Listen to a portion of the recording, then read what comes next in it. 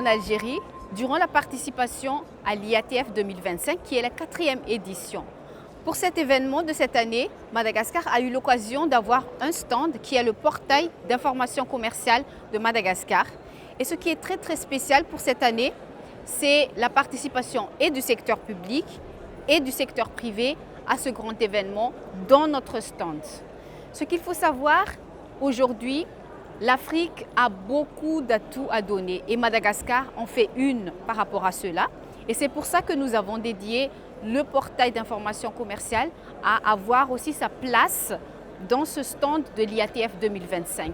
Qu'est-ce qu'on attend vraiment de la participation à travers ce portail?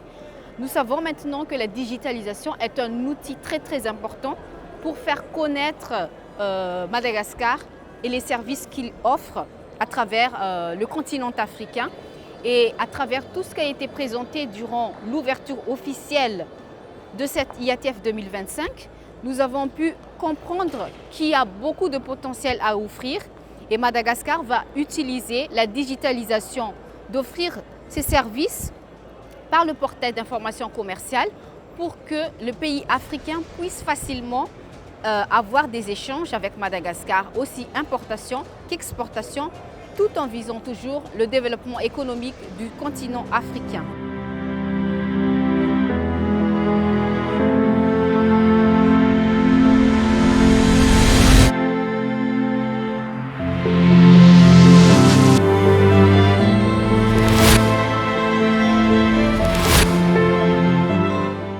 Le ministère de l'Industrialisation et du Commerce est bien présent à l'IATF 2025 qui a commencé ici en Algérie, ici à Alger. Dans le cadre de l'intégration régionale, Madagascar est pleinement engagé et intégré aussi dans la ZLECAf qui est la zone de libre-échange continentale africaine.